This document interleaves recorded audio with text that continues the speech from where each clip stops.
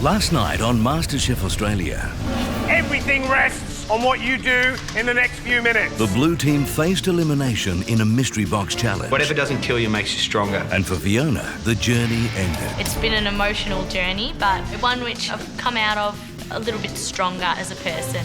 Tonight, it's time to learn some tips and tricks in another masterclass. Welcome back to the MasterChef kitchen. First up, Gary and George whip up 2 classic pizzas. That easy. Absolutely love it.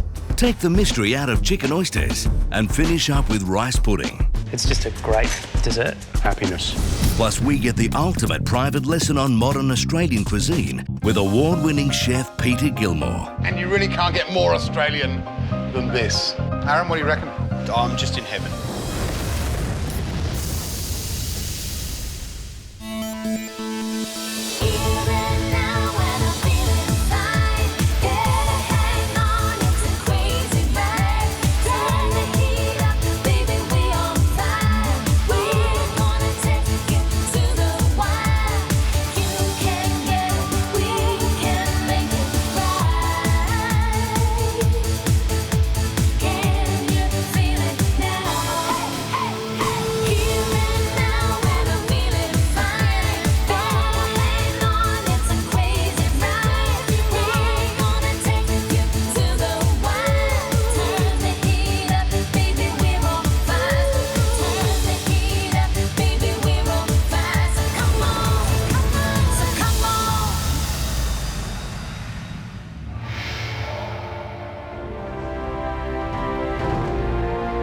To be able to come to MasterClass is always a nice feeling. To be able to sit back and watch Gary and George cook, we always learn a whole lot of information. MasterClass is a great opportunity just to relax, kick back and watch George and Gary do what they do best. Get on the pans and teach us some good stuff. Welcome to MasterClass and welcome back to the MasterChef kitchen after a gargantuan week in Melbourne. What a journey, an odyssey, a turning point.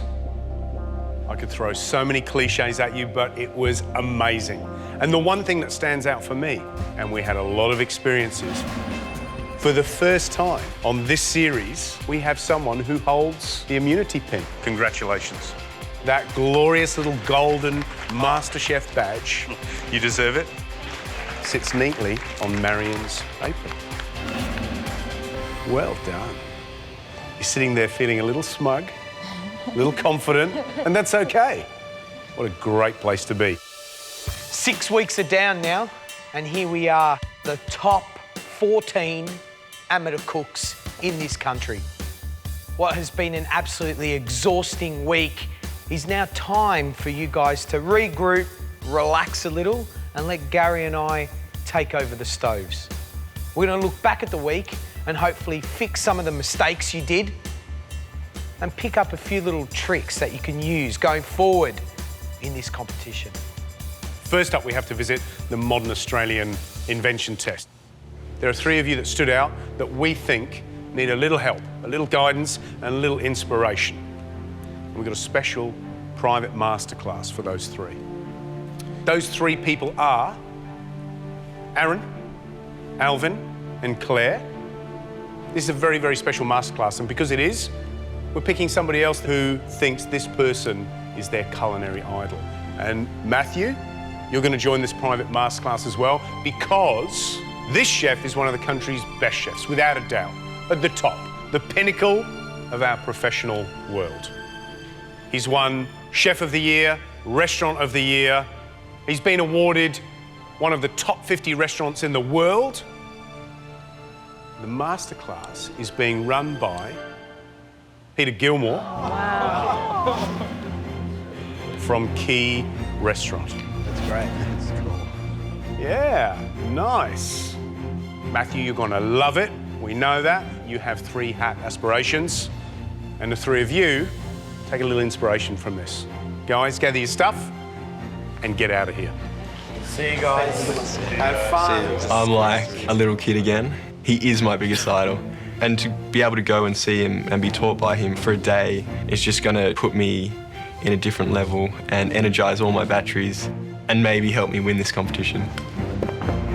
So what we're going to look at first is the mystery box that you did this week. Now, that was the pizza challenge. You had to come up with beautiful topping for your pizza, make the dough, and use those gorgeous wood-fired ovens to blow us away with the best pizza we've ever tasted. Now, we had some good pizzas. It's got lots of sound flavours and it's big flavours, big punch-in-your-mouth flavours. Really good. Well done. Now, we also saw some dodgy pizzas, let's be honest. I'm trying to make a 3-course pizza. Adam, that sounds awful. Now, what we thought we'd do is make 2 classic-style pizzas, make the base for you so you can get to see how we do it, and use 2 good, classy toppings. Now, George is going to do a classic margherita, which is tomato, buffalo mozzarella, and basil. And I'm going to do a pizza bianca with potato and anchovies. Now, first up, flour. Very important. This is a strong 00 flour. It's quite a clean, finely milled flour. That's the key. You can buy 00 flour or strong bread flour from the supermarket that is suitable for pizza or focaccia or flatbread. So 700 grams of flour into the mixer. Next job is yeast. 14 grams of yeast will aerate this. Because it's a living organism, it grows, it multiplies. A good yeast is nice and crumbly, smell very strongly of yeast, and fresh is best. Just dissolving that yeast into a little bit of the water, which is just warm. The rule of thumb would be you use half the amount of dry yeast to fresh yeast? That's right. So 7 grams of dry yeast, which is 1 sachet, will be good for 700 grams to a kilo of flour, all right? And then once it's dissolved, just add 400 mils of water. Got a couple of tablespoons full of sugar, and that's to give it a bit of food, to start multiplying and doing its thing. So once that's dissolved, just pour that into the flour. So we set the machine on a slow speed, so it kneads. I've got a tablespoon and a half of salt. Just going to sprinkle that in. And it sounds funny, because it's a living thing, yeast needs to feel all comfy, George. Like, exactly. Tucked up in a little doona, warm bath. That's when you're at your best. That's when yeast is at its best. If it's cold, bit chilly, it's not feeling its best, won't work as hard, OK? I've let that go for about 2 minutes, just so it starts to gather itself together and create a firm dough.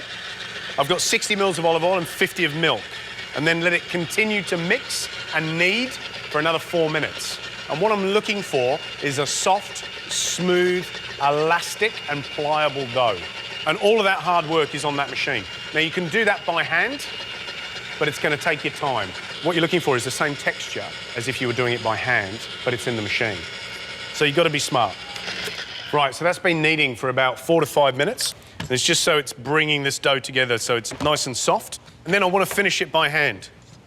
Just work it through.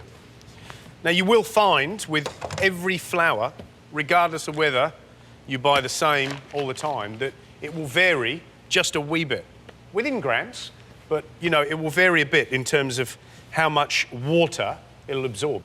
So it is down to a little bit of feel. Now, I've added about a tablespoon of flour, which is not much to that total amount, but it's just made that difference.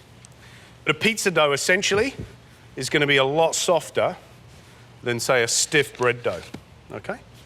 So all we're looking for is that nice, smooth dough, and that's pretty much it. What we're going to do is allow that dough to start proving, which means the yeast is going to activate, all right? It's going to start growing. It's going to start releasing carbon dioxide, which is going to aerate that dough. Should we put that to bed? All right, so she's going to go to sleep. Once we know that it's going, we'll divide into 120, 140 gram balls, prove again, and then roll. So we've let that prove just for 10, 15 minutes, just so that it starts to activate. And then what we want to do is just divide this into whatever size balls you want. It's going to be, you know, the size of pizza that you want. And I ball that up. What I'm doing is I'm just cupping my hand over the top of that dough. So those little balls of dough are just going to have a little rest. They're going to prove for about another 30 minutes or so, and then we're going to bake. So we're making 2 beautiful pizzas.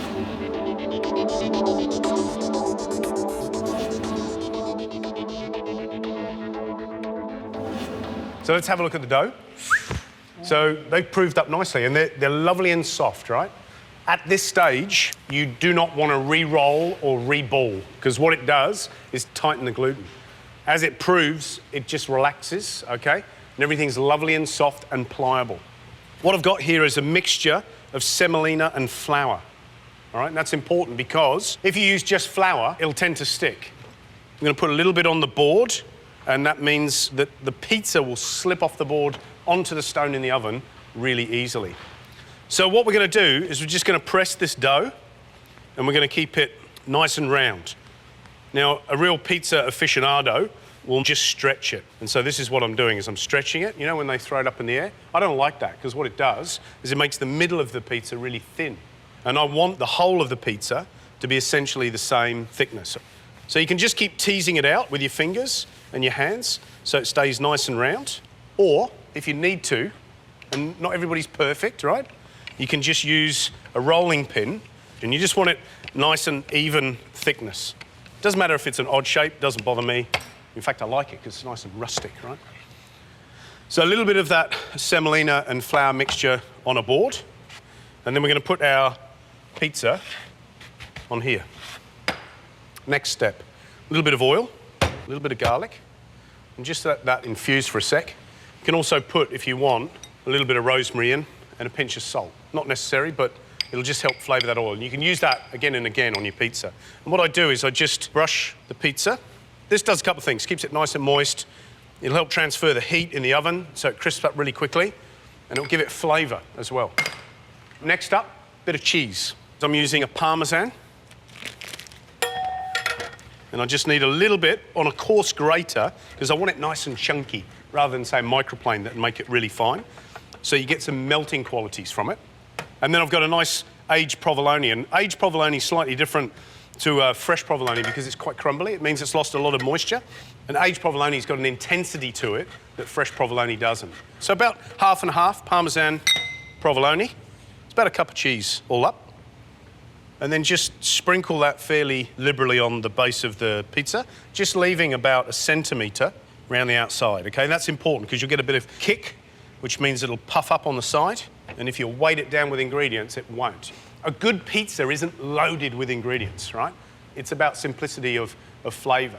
Maximum 3 ingredients, sometimes 4 if you really push in. But that's how the Italians eat them, okay? Best ingredients, and the bread itself is the vehicle for those beautiful ingredients. So next I'm just going to put a little bit of rosemary. And then I'm going to use a potato, in this case a Desiree, okay? So I'm just going to slice this on this little mandolin, okay? And that means that the potato slices, even though they're raw, if they're nice and thin, they'll cook in time. It doesn't matter what potato you use, as long as it's nice and waxy and it's got some flavour in it, okay? If you're making these at home, nice and easy to do a potato pizza like this. And they will shrink a little bit, so put a few on. A little bit of olive oil. Just going to make sure I've painted some of those potatoes. And a pinch of salt flake to flavour and season that potato, all right?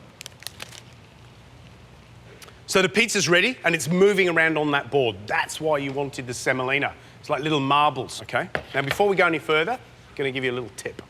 This is a thick, unglazed, porous terracotta tile, all right? That is perfect for cooking pizza on. No fancy pizza stone, although you can buy one if you want. But for me, it's about the thickness of it. The terracotta holds its heat, transfers its heat really well. So the stone has been in the oven from cold. That means pop the stone in, turn the oven on, 250 degrees. However long it takes your oven to get that hot, your stone will be hot, all right? That's crucial. The reason you want the stone is because you need bottom heat for that pizza. As soon as the pizza goes in the oven, bang, hits that hot stone, starts to cook straight away, okay? So this is going to go into the oven. She's in. Done. Right, guys, now I'm going to make a margherita pizza. Quite simple. I'm going to do mine a little bit stretched rather than round. So like Gary did, I'm just sort of stretching it out by hand onto the dusted board. And let's dress this baby. So nice, tasty, house-made tomato sauce, just tomatoes cooked down with onions and garlic. Then some baby capers. can buy capers from the supermarket or any good providor. Next, some fresh basil. Then some of that olive oil Gary made with the garlic and the rosemary. We just drizzle that and give the edges a little bit of a brush just to gloss it up. Then some of these beautiful cherry tomatoes. Now we've just halved these, a little bit of olive oil, some sea salt, popped them in an oven at about 120 degrees for about 20 to 25 minutes. Now our margarita's ready to go into the oven. And that should take 4 to 5 minutes at 250 degrees. So it's a very simple, classic margarita pizza, and we're just going to finish that with the buffalo mozzarella once it comes out of the oven, just so it's nice and melty. We don't want it caramelised, we just want the cheese to melt over the top and eat it. George, my pizza will be ready. It's been in the oven for about 4 to 5 minutes. So board again. Nice and thin. Nice and thin, really crisp. Yours is puffing up beautifully in there. And then a little bit of that infused oil, just to get it all nice and glossy and beautiful. And then some fresh buffalo mozzarella, which I love. You can eat this pizza like this, but I like to put little flavour bombs on so that you've got something interesting to chew on. Beautiful, okay? And then some anchovies. Love anchovies. Talking about flavour bombs. Yeah. These are absolutely gorgeous. And then a little bit of the rocket. All right? And that's my pizza bianca, which I think I should eat rather than you. Right, it's been about 5 minutes. My pizza margarita should be ready.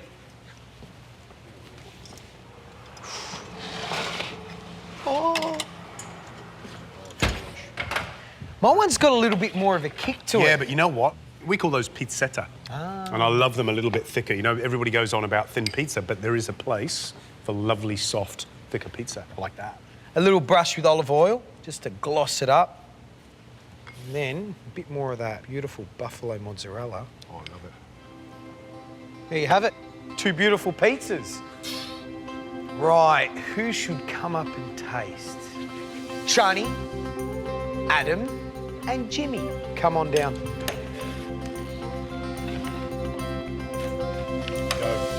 Yeah. See, what I love is the rosemary, actually. I really love that. And it looks all right, doesn't bend, does it? That'd be the matte test. And the base is really crunchy.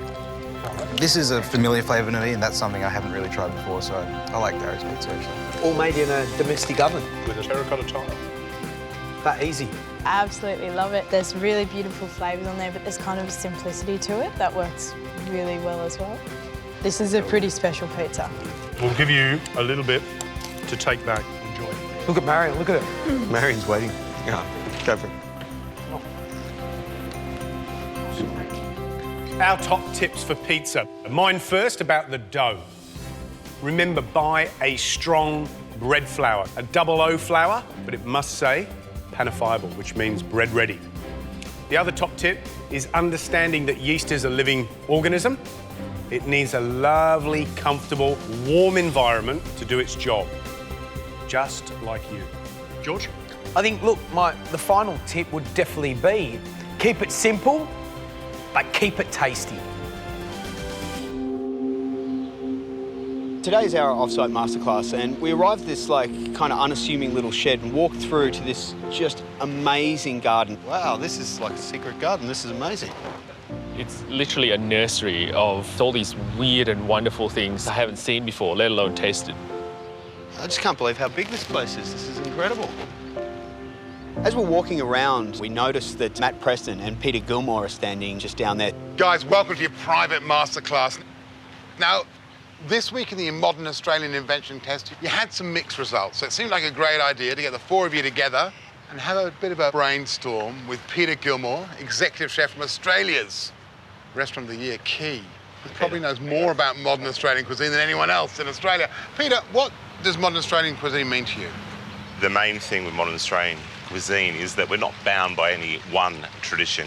We have a really multicultural society and we're influenced by all different types of cuisine. And I think that's the freedom, really, of cooking in Australia. For me personally, I'm sort of inspired by nature and its diversity. That's what really gets me going, and the fact that, you know, you can really do anything. So, Peter, you got one dish to explain modern Australian cuisine to these guys. What's that dish going to be? We're doing a lovely little dish with some shaved South Australian squid, some garlic custard, some sea scallops, and a few unusual vegetables and flowers here from the salad farm. So, flavours of the sea, flavours of the land, all on one plate. Absolutely. Yeah. Well, let's go have a look at some of those ingredients, guys. This lettuce here, the butter lettuce, we're actually going to be using this today, but not in a way that you'd expect. We're actually going to be taking the lettuce right out of here, and we're actually using the heart of the lettuce as a vegetable. One of the great things about lettuce like this is that when you're propagating it, you don't have to rip out the whole plant. You can just pluck the leaves from the Absolutely, centre. you can do that, yeah, for sure. This is another thing we're going to be using in the dish. These are garlic chive flowers. Really beautiful little flower and a really intense taste. Have a little taste of that, mate. Yeah, just pass a few of those around, yeah. Wow, that is amazing. It is, isn't it? It's really amazing. Really amazing perfume of garlic. Yeah. What do you taste, Aaron? I'm obviously getting the hit of garlic straight away. There's a little bit of bitterness in the back of my mouth, but it's got a really kind of sweet fragrance as well. That's great. It's amazing. Yeah, and what's nice is we're using a garlic custard, so it's going to echo that flavour through the dish. So there's a couple of ways of bringing in the flavour.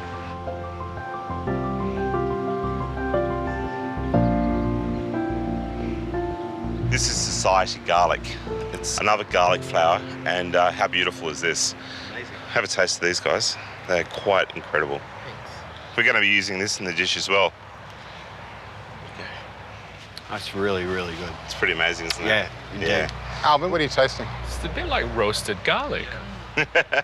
It's amazing. Yeah, and it is. Smells fantastic. Yeah. It's intense, but it's a bit more rounded than the other one we tried. It is indeed. Okay, and this is another one that we're using today. This is native violet. These are really easy to grow at home and really beautiful. I use these on the squid dish that we're doing today. Also, they're fantastic on a dessert because they've really got a beautiful fragrance. They're quite sweet. Have a try those, guys. Dehydrate them. Would that bring out more flavour or just straight up and down? To be honest, I think just fresh is the best with these. Yeah. OK, we've got the flowers we're going to use in this dish. Let's go and watch Peter cook it. Great, let's do it.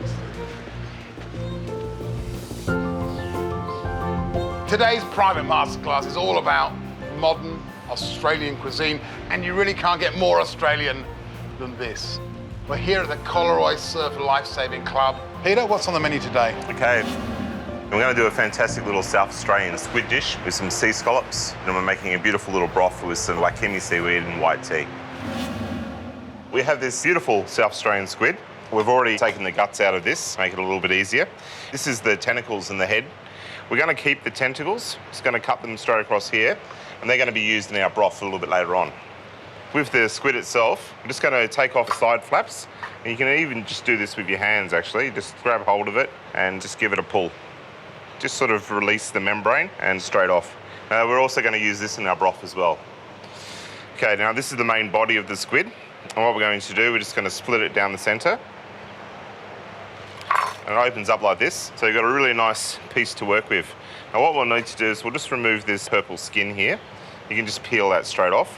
And now, square it up a little bit. We're not actually going to waste anything because all of these trimmings will go into the broth. Just to make it a little bit easier to work with, we'll just split it down the centre here, and we'll have a nice piece to work with. You need a very sharp knife, and we're just going to actually shave it very thinly across the squid. You just need to be patient. We've got some nice thin strips coming off. Now, I found that doing this gives you an incredibly tender piece of squid. It's quite amazing. So we're just going to basically shave it off into this paper-thin strips. And the idea is that we're just going to cut it into nice little ribbons. And that's our little fettuccine noodles. What can you do with this dish if you didn't want to slice it that thinly? Could you ribbon it, or...? Yeah, look, I mean, there's another thing you can do. You could actually just slice straight down into very, very thin slices this way. And that's a lot simpler to do. So the squid's one element of the dish. Talk to us about the next element you want to do after that squid. Okay, well, we really need to make the broth now. We're going to take the tentacles, which, you know, incidentally, these tentacles are fantastic. Put them in a little bit of rice flour and a little bit of salt and pepper, and you can fry them up. Beautiful. But in this dish, I'm using them for the broth. So turn on the heat. Wonderful. We're just going to start off with a little bit of grapeseed oil, which has been infused with a little bit of garlic. We'll just heat this up. We're also going to add some vegetables with the squid. We have some fennel, and we're just going to slice the fennel quite finely. Okay, get the pan nice and hot, and we're going to add the squid first. We're just going to bring this squid up, and you want to get it really nice and roasted, well coloured. At this point, we're going to add this baby fennel. Just want to get a little bit of aniseed flavour from the fennel into this dish. Going to roast that off as well. Fennel's such a wonderful flavour with seafood, isn't it? Oh, it is. It really is. It's awesome. So at this point, we're going to deglaze with sake.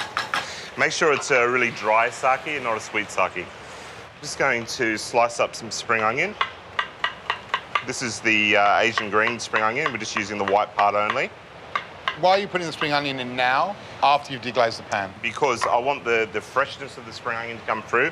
I don't really want the roasted flavour. I've got the roasted flavour in the squid, so we're just layering the flavours, really. Okay, this is the wakame seaweed, the dried version of it, which will rehydrate in the liquid later. It'll come up. And then the white tea is just going to add another element. It's a very subtle tea. You could use green tea as well, but it's a little bit more harsher in flavour and maybe a bit too dominant. So the white tea, I think, will work really well for this. At this point, we've reduced the sake to almost nothing left, so all the concentration of flavours in there.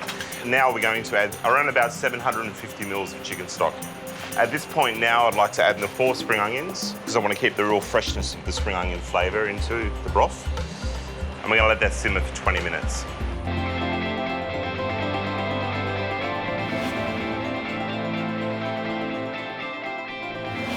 Now, Peter, that squid broth is cooked for 20 minutes. Yeah. What's next? Right, well, right now we're going to add 4 grams of the dried wakame seaweed.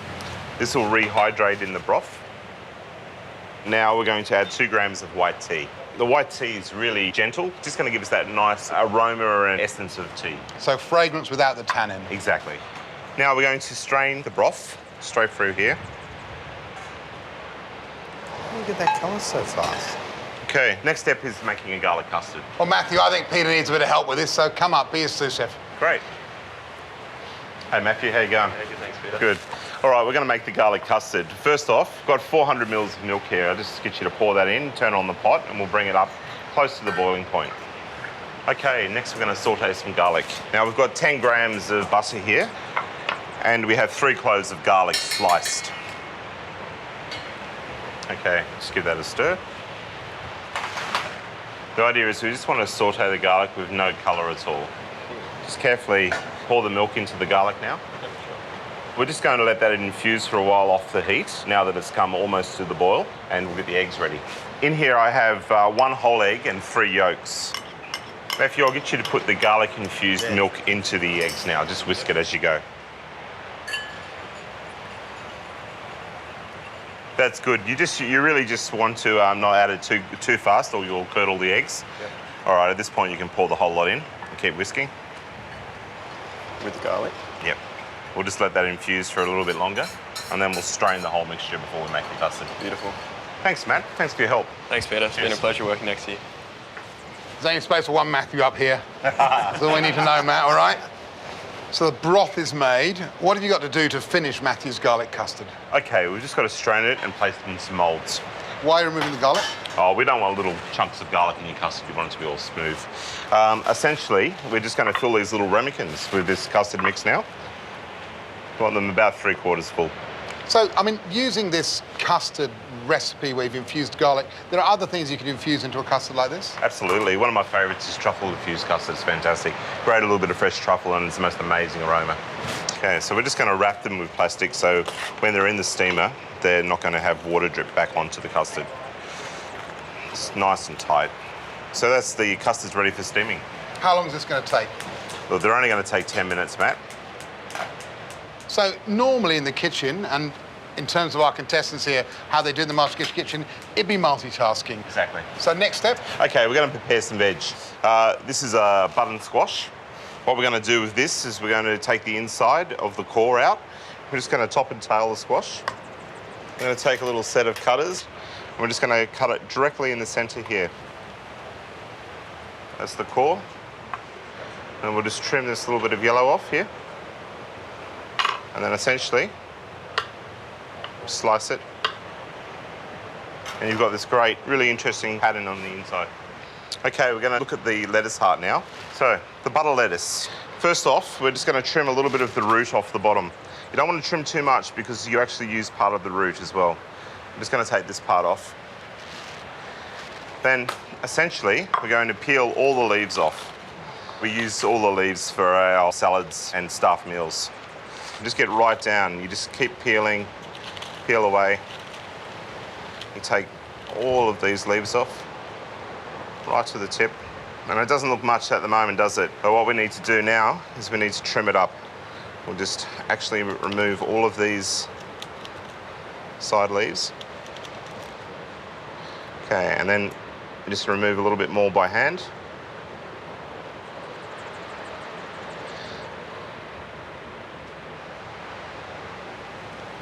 There we go. That's our little lettuce core. That's amazing. Also, you've got those kind of Barbie-sized turnips. Yep, we have these grown by our organic gardener in the Blue Mountains. Peter, are those stuff like those baby turnips available at most good produce stores, or are they specialist Look, to be honest, ones this small, no, probably not. You really need to grow them. And then we have a cucumber, and what I've done with this is I've just bought one of those little cucumbers, and we've turned it down right to the point where we've got the seeds. And what I'll do is now cut it directly in half and expose these beautiful little seeds.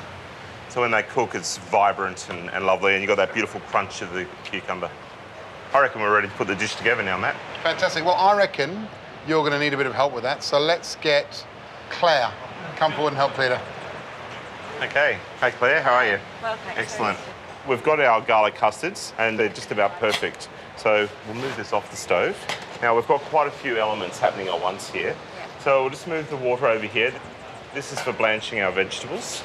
And here we have the garlic-infused grapeseed oil, and we're just getting that up to temperature. It needs to be at around about 75 degrees to blanch the squid. I think we'll get started with the vegetables. Claire, if you could put in 2 of the hearts, the lettuce hearts. Straight in. Straight in. 4 of the squash. Okay, 6 of the cucumbers.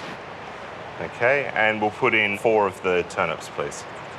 Okay, so we're just going to let that blanch for 1 minute or so. In the meantime, we'll cook the squid. Just separate them out. Now, this cooks quite quickly. We really only want this on for about half a minute to a minute. Now, I'll just get you to stir that squid. It only really takes about 30 seconds. The colour's changing. Yeah, you're looking for the colour to change, go a little bit opaque. Yeah. And it's just about there. Okay, let's take out the squid and tip the whole basket straight onto the plate. I think it's the easiest way to go here. All right, our vegetables as well, they're ready to go.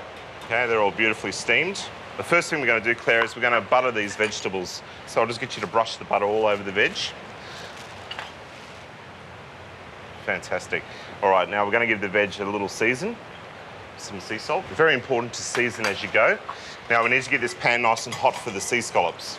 In here, we've just got a little bit of the garlic-infused oil. And very quickly season our scallops, a little bit of salt. And I'll get you to put them in for me, straight in all at once. Okay, so we're going to sear the scallops. The scallops are only going to take 30 seconds on each side. Yeah. Turn over the scallops, Claire. Okay, you see that sort of colour, that caramelisation? That's what we were looking for. Fantastic. Okay, let's take the scallops straight out. Beautiful colour, fantastic. Okay, now we're going to dish up. Beautiful little bowl. We're just going to take a really nice spoon of this lovely wobbly garlic custard. Pop that in the middle of the bowl. The next step is to place on some of the vegetables. So we're going to start off with our little lettuce heart. We'll just stand him up there. I'm going to pop the squash on, a couple of squash. Fantastic. We'll place some of our squid on the dish. And this really just forms a nice bed. Now we'll take 2 of our scallops, 1 on this side, 1 on this side. Now, at this point, I'm going to add a little bit more squid, and we'll just get a little tiny bit of height to the dish. The little cucumbers that we've prepared, they're going to slot in here. The little turnips, I'm going to pop them on here. And remember, underneath this, you've got the really nice creamy garlic custard. Okay, now it's time to add our flowers. This is the Society garlic flour. We're going to just put it on a couple of really nice little flowers here, just at the top, okay. Next up, we've got our garlic chive flowers. Let's just put a couple on here. You go for it. Pop one on. fantastic. Okay, now the native violets. Just finishing the dish. Now, I think we're ready to add the broth. And essentially the broth just goes around the edge of the dish, just like this. And there we go. That's my shaved squid, seared sea scallops with vegetables and garlic custard. Stunning. Thank you. Excellent. Wow, Peter, that looks absolutely fantastic. Thanks, mate. Guys, come and taste. Go for it. Oh. Jump in there and get into the custard at the bottom as well, guys. It just melts in your mouth. It's amazing. The dish is just so delicate, it's so beautiful, all the flavours. I mean, the squid is just incredible. It's the thing that's really blown me away. That seaweed is so important. Yes. It gives it that depth. It does. So, Peter, your top 3 tips for your squid and garlic custard dish. Well, guys, I think really the most important thing is the freshness of the ingredients. Number 2, look at things a little bit differently. Look at the vegetables and see what you can do with them. And I think number 3 really is about really thinking about the flavours and the textures that you actually put together and how the overall dish is going to taste. Peter, thank you so much for this private masterclass. You've been a star, mate. Thank you. No worries, Matt. Thank you very much, Peter. Excellent. Oh, my pleasure, guys.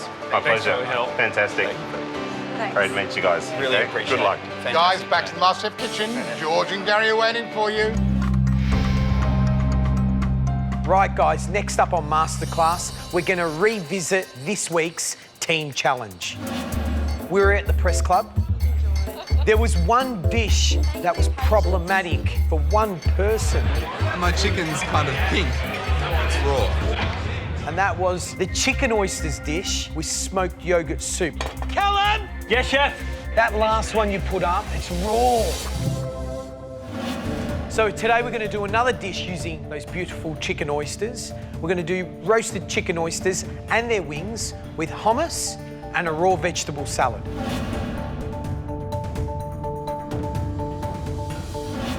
Gary, are you able to make the hummus? Now, you need hummus for this dish, so that's what I'm going to make. Nice and easy. Anybody that buys hummus needs to watch this because it will taste fantastic and it's going to taste much better than what you buy at the supermarket. Right. Little blender, perfect for the job. Can of drained chickpeas.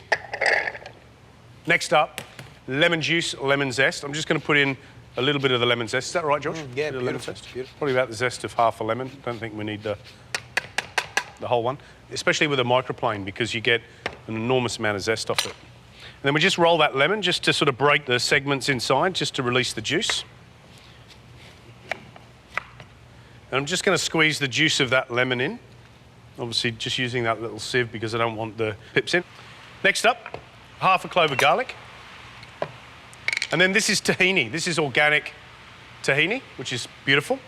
And tahini is a ground sesame seed, so it's ground into a paste, a bit like peanut butter. That's essentially what it is. So I normally put in a good spoonful of tahini because I love the stuff. And then a little pinch of mild paprika. A little pinch of salt from George, and then just a bit of good extra virgin olive oil just to get it started.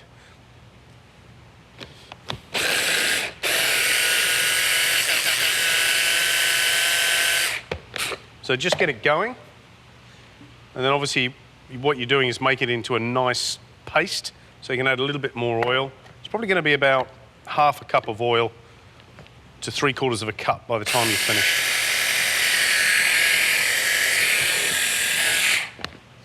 We want this to be a little bit lighter for this dish, so just a splash of water, and that'll lighten it up and make it nice and smooth.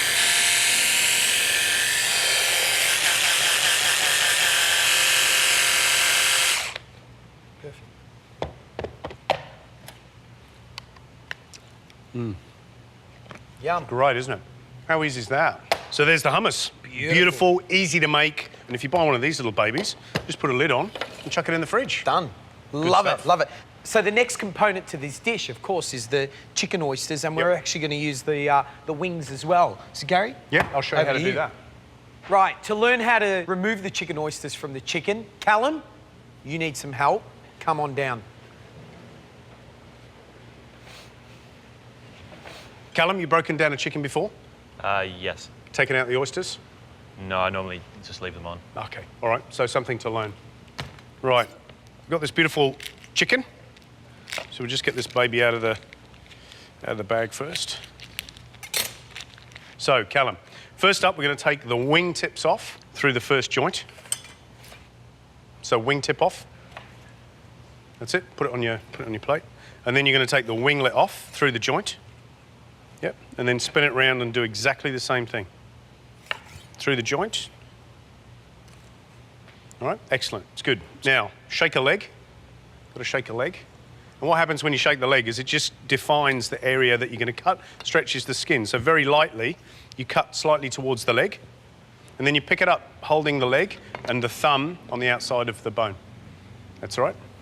And then you cut straight down, and when you pull it back, you see that little lump? That's the oyster. You just break the joint, and again, squeeze that little oyster so you can see where it is. And now you've got to be very careful that you go round that oyster. If you want to, you can use a little knife. All right, and it's about just going right underneath it, all right, and taking that oyster out. Can you see that? Yeah. So. All right, really clean, and that is a very prominent dip in the back. And that little piece of meat, the reason George loves it, the reason I love it, is because it's really sweet. That's the little treat you get when you have a roast chicken. Now you want to do is you want to pull the leg fully back to expose that joint. Use your knife just to clip through that connective tissue on that joint, and then you should be able to pull the leg off. And then we're going to take the breast off the chicken, turn it so that the breast is facing you, all right? And then right down that centre line, draw your knife down just one side of the breastbone. And then what you're doing, Callum, if you're looking, is you're just teasing right against the bone until you find the joint that connects the wing to the body of the bird. So two beautiful chicken breasts, two beautiful legs cut off the bone. So what we want is the two chicken wings and then the two legs on which are the oysters. What we're going to do is just take those oysters off. So you need to come in nice and close next to that cartilage and take those little oysters off. Okay, there's one. So I'll show you again. See that little round piece of meat there? Yeah. You want to go around that, okay? So like you can just draw a little line. And there are your two little oysters. Right, I'm just going to show you a trick. You've got the thick bit of the winglet and the thin bit of the winglet, all right? Draw a little line with your paring knife around the top of each one of those winglets. So you're going down to the bone. So you're loosening it, and you'll see why in a second, because I'm just going to strip it. And then what you want to do is actually put the paring knife through the middle to separate those two bones that are inside that little winglet. In there, out. And then what you want to do is you actually want to take the smaller bone out. So what you do is you use your thumb and your finger to basically squeeze in tight around that bone and expose it like that. Yep, brilliant. Right, and you push it right down to the bottom and then you pull it out. All right. So you've now got a little winglet with one bone in and one free bone, okay? You then push down on the other bone. Push down towards that end? Yeah, that's all right. And it helps you clean that bone. So you end up with these two little funky wing tips that are all perfect for presentation. There we go. So Callum, let's pop our little winglets on here for George. Don't they look cute? Right. Yeah. And then of course our chicken oysters. All right. That is now a beautiful little entree that otherwise would have gone into a stock or got lost. It's cheap product, but expensive labour. But you know what? You get some of the most beautiful dishes from that. George, over to you. We're going to learn how to cook them, Callum. They won't be raw this time. No, not at all. You only got one wrong, didn't you?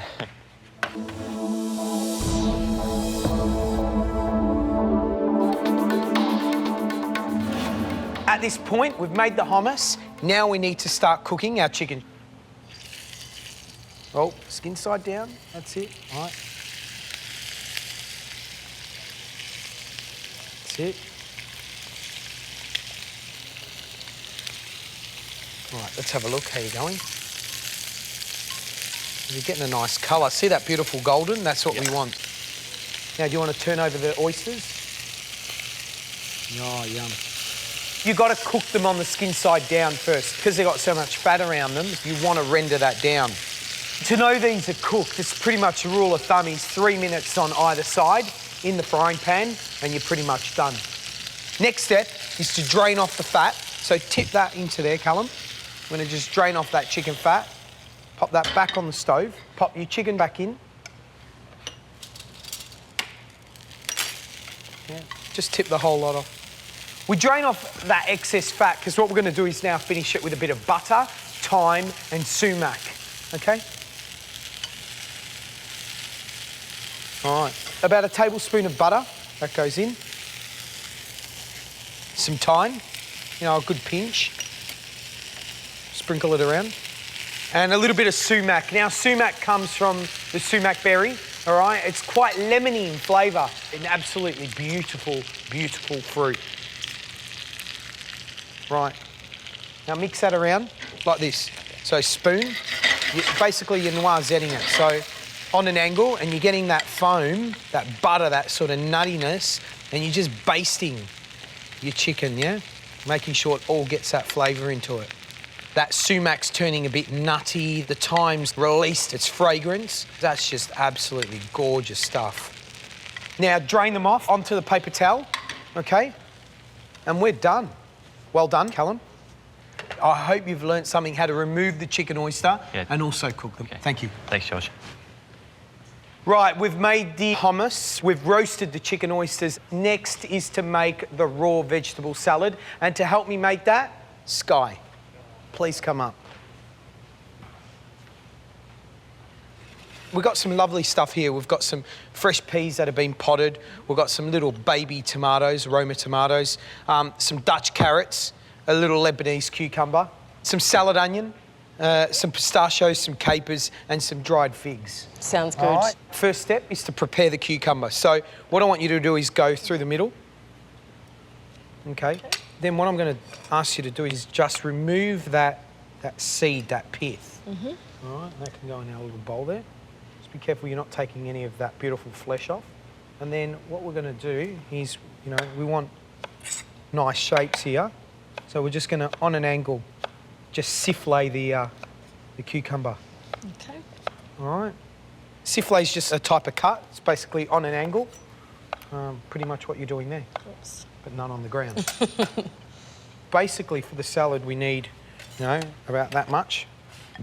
Right, next step is the carrots. They've been peeled. So all I want you to do is, again, on an angle, just beautifully, yeah? All the same size, really important.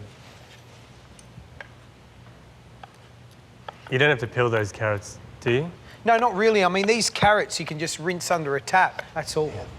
Right, perfect. They can go into your bowl as well. Some radish.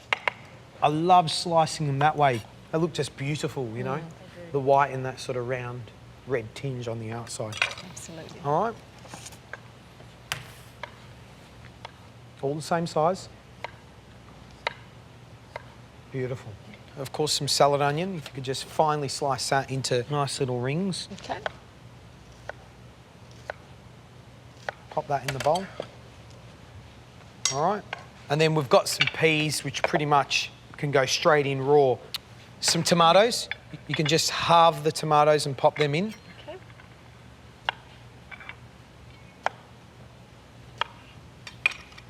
Yep, brilliant. We've got some pistachios here that we've just roasted in a pan. And then some of the capers in, just for a little bit of that salty burst of flavour. And then we've got some of these dry Iranian figs, which are absolutely gorgeous. So for a bit of sweetness. Yeah, fantastic. I'm doing a nice little raw salad to go with the chicken oysters. I just think it's a nice little fresh, textural, you know, healthy. You know, you've got those fatty, tasty, yummy chicken sort of bits. So might as well balance that out with some freshness. Then next up, we've got some flatbread, okay, that we've just rubbed with olive oil and a little bit of sumac and dried that out. So we just sort of break that up, you know. How long did you actually toast these for? I just had a preheated oven, 180 degrees, popped the bread on and was in there for about 12 minutes. Not long at all. A little pinch of sumac, just to freshen it up. And of course, some flat leaf parsley. We're putting in about sort of 3 stalks of parsley to this salad. Right, that's heaps. And then a little bit of feta. I think something salty and creamy is lovely in this salad. Wow! That salad looks brilliant. Love all that stuff. Are you going to plate up? Yep, we are. Sky, thank you so much. Cheers, Done a thank brilliant you. job, brilliant job. Oh, all the stuff I love in there, George. Right, guys, so we've got our roasted chicken oysters and our chicken drumettes. We've got our salad with all that beautiful raw vegetable in there, feta, and of course that bread that's been toasted off with sumac. We're just going to drizzle that with a bit of olive oil and a squeeze of lemon juice. And then just gently caress the salad and give it lots of love. Don't bruise it. And look at that. Does that not look vibrant, tasty and yummy? And then if you can help me plate up, Gaz, that'd be great. How much, George? Yum. Yep. A big blodge of that through the middle. Beautiful. And we can just place the chicken on all around. Okay. And then some of this beautiful salad, which we can just tip on, not be too pedantic. And then if you could give it a little bit more olive oil, Gary, that would be great. Love it, George. I love it. That's gorgeous. Right, guys, here's my roast chicken oysters, chicken drumettes, hummus, and raw vegetable salad. Okay, top tips for hummus first up. Tip number 1, organic tahini. Makes a big difference. It'll never taste the same unless you use great tahini. Number 2, have a go. Instead of buying the bought stuff, it's dead easy, really quick, and the rewards are great. Top tips for chicken. Make sure you use every part of the chicken. The winglets and the oysters are a legitimate and beautiful tasting part of the chicken. Remember, if you buy the chicken whole, you can use every little bit. Bones for stock, the breast, the legs, the drumsticks. It's economical and tasty too. My top tips for raw vegetable salad: use young, flavoursome, fresh vegetables. As well as that, make sure you're gentle with your hands when you're mixing it together, not to bruise and batter all those beautiful vegetables. Right, Sky, Callum, Joanne, come up and taste. Joanne, make sure you taste the hummus and tell us what you think. The hummus. Callum? The hummus is like, why would you ever buy it? Because it took, what, a minute to make in that blender? Less than? It's so good. Those little blenders are great, actually. The salad is beautiful, just the fig in it. It's a nice twist, yeah. Beautiful. That's what I love. I love the nuts and the fig, the sweetness of the fig. Sky, what do you taste? The chicken oyster's really rich and succulent. Is that your type of salad? I absolutely love it, yeah. Joanne, verdict on the hummus? It's very nice. Oh! Oh, it's nice. All right, guys, thank you so much. Thank you. Tasty. Well, we're nearly at the end of MasterClass, and because we're nearly at the end, it's dessert time. And we picked a dessert that a couple of you got wrong in the modern Australian invention test, and that was rice pudding. How on earth, Jimmy and Peter, you got it so horribly wrong, I don't know. The rice is heavy, soapy and chalky. It is the worst dish you put up in this competition. Chalky, undercooked, both of them, and really lacking any of that lovely lusciousness and gorgeousness that a good rice pudding should have. So we're going to do soft, sweet rice pudding with orange jewels, puffed rice and tarragon.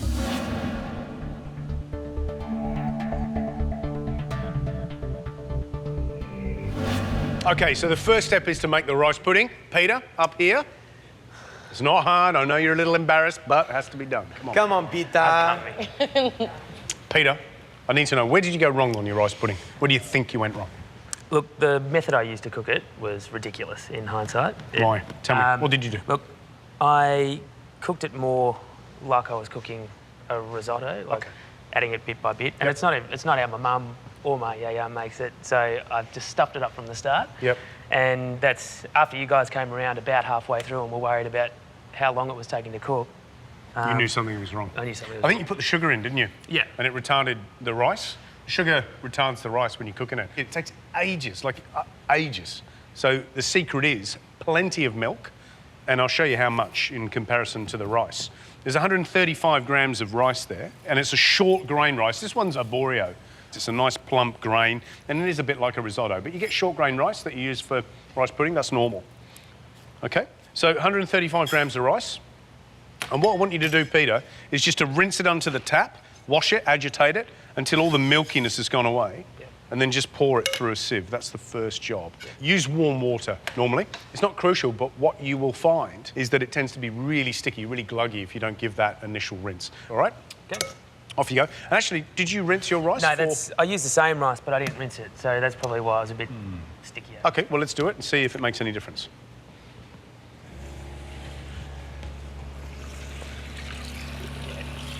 Yeah, that's it. And you just give it a bit of a rinse. And you can, if it is really milky, very starchy, you can do that 2 or 3 times. There's about 700 mils, so 3/4 of a litre of milk to that tiny bit of rice. Massive, isn't it? Yeah. That's how much it absorbs. Just throw it in. Brilliant. Onto the gas. Nice low gas. You want to come up to the boil nice and gently, and then continue to simmer gently. Now you're going to split that vanilla pod down the centre, scrape out the seeds, and pop it into the milk. All right? In with the seeds, and I would chuck the pod in as well. So you really get maximum amount of vanilla in there. You'll be surprised how much that's going to absorb. Now, it's important, once it's come to the boil and starts simmering, that you stir it on a regular basis. This is a really good non-stick pan. If you don't have a good non-stick pan, disastrous. You're going to have crust in there. It's awful, all right? So that's going to take a good 40 minutes, stirring regularly. So we'll look at that at the end and see how it compares. Right, off you go. Sit back down. Well, George, I've got my work cut out here. The rice pudding's come up to the boil, so I'll leave that for a little while, and it's over to you. Brilliant. So with that beautiful rice pudding, we're going to put some beautiful little orange jewels over the top, and they are basically little cubes of orange jelly. So I've got 50 grams of water into a pot, 185 grams of freshly squeezed orange juice, and 15 grams of sugar. That goes into a pot, and we bring that up to the boil.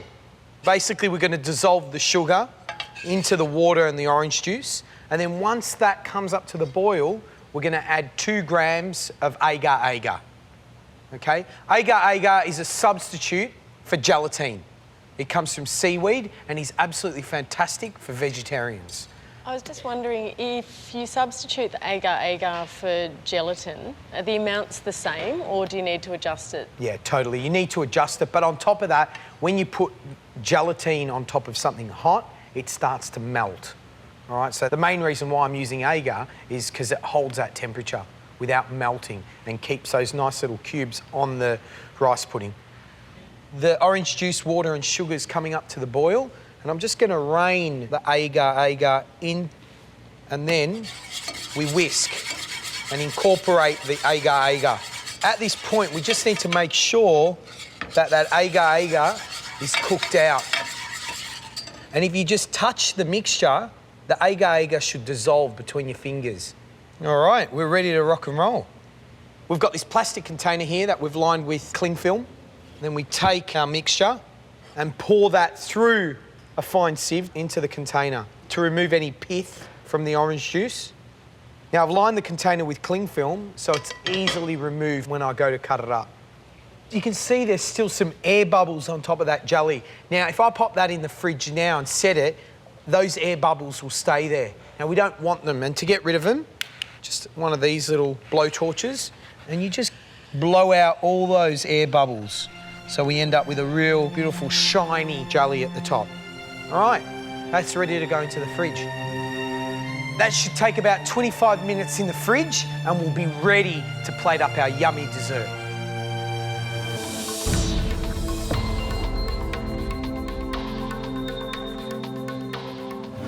So we're making rice pudding with a few extra little bits and pieces, a few tweaks, a few twists, and it's nearly cooked. The rice grain's lovely and tender, but still whole, and the milk has almost been absorbed. Peter, come over and give it a try. So that's been on, Peter, for about 35 minutes. All right, you see how lovely and soft that is? Yeah. Now, of course, that's got no sugar in, right? Yeah. So let's put the sugar in. There's about 40 grams of sugar in there. Just tip it in. And obviously you can put as much sugar as you want in there, but that's just to sweeten it up. Is that just caster sugar? That's just straight caster sugar. And you put it in right at the end until you get the desired sweetness. Absolutely delicious. It is delicious. Huh? Wow. Yeah, that's great. Dollop of jam. Happiness. Go on, sit back down. Thanks. Right. The jelly's been in the fridge for about 25 to 30 minutes setting. Slip it off the cling film. And then we're just going to square it up, because what we want is nice little battens. And now into cubes.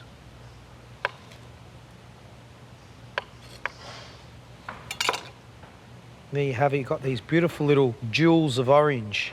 Should be fantastic. Right, we can plate up now. Gary? How much rice pud do you want in there? Oh, look, you know.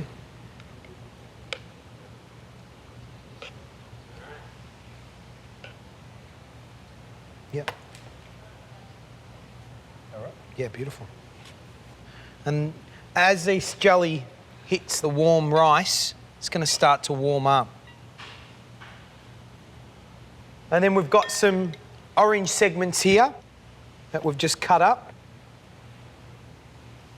And then what we've made here is we've taken all the orange skin that we've peeled off, and we've just shredded that up and then poached that in equal quantities of sugar and water for about 45 minutes, really gently, just let it simmer, and you end up with sort of like crystallised orange zest. And really, when you think about it, you've got 3 different textures of orange here. Orange zest that's been candied, the orange segments that are fresh, and the little orange jewels. Little spoon of this syrup, which I think is delicious.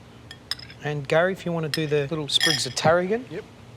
And the tarragon works brilliantly with orange, doesn't it, George? Absolutely delicious. It's like one of those classic combinations, that lovely anise flavour that tarragon has. Mate, that looks absolutely beautiful. Now, we've got some puff rice here, and you can buy that in any good organic shop or a health food shop. And we're just going to pop some spoons of that over the top. And it's just going to add a really lovely little textural element to it. There you have it. Love it. That's our rice pudding with orange jewels and tarragon. Jimmy, Peter, Marion, come up and taste the rice pudding. Little one, Peter. Thank you. Not too much. That rice pudding is so creamy. Very nice. Now that's modern Australia. That's not hard, is it? You're getting a bit of the orange and tarragon, but it's the vanilla in the rice pudding that's coming through first. I love the gorgeous soft rice pudding. That's how mine should have been. But just all the textures on top. It's just a great dessert. What were we doing, Jimmy? You know what? It's easy to make mistakes when you don't know, and I've done it before in the past. You've done it, and you know now not to do it again. So that's the key. And that's MasterClass, isn't it? Thanks, guys. Thank you. Brilliant, guys. Thank you. So top tips for creamy rice pudding. Make sure you wash a short grain rice well, just to wash off any impurities and starch. That'll help give you a really nice, clean rice pudding. The other thing is, add the sugar at the end of the cooking rather than at the beginning. If you add it at the beginning, you'll retard the cooking of the rice. Well, what a fabulous week in Melbourne, Press Club, Movida, Yarra Valley, amazing. But how special is it to wrap it up back in the MasterChef kitchen, learning something new, ready for another big one. Come up, let's grab some food, a little bit of wine, and let's celebrate. Oh, come on, guys, just in time. Join us for a drink. Let's do it.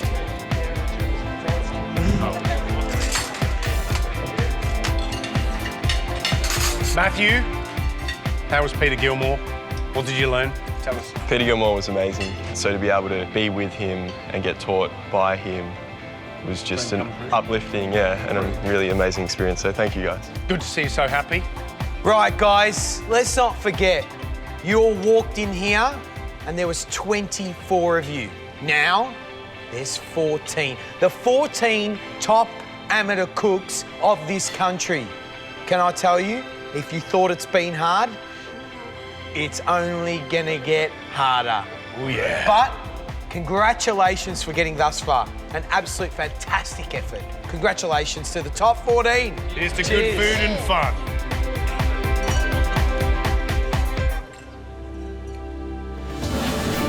Next time on MasterChef Australia. Welcome back to the MasterChef kitchen. 14 hopefuls put their brains to the test with the mystery box. Every time I look at that mystery box, I get nervous. I might be in big trouble today. Then they push their creativity to the limit in the invention test. Today I'm not thinking as much about winning as not making a fool out of myself.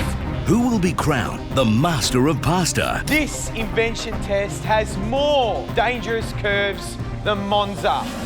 And which three will be up for elimination? That is disgusting.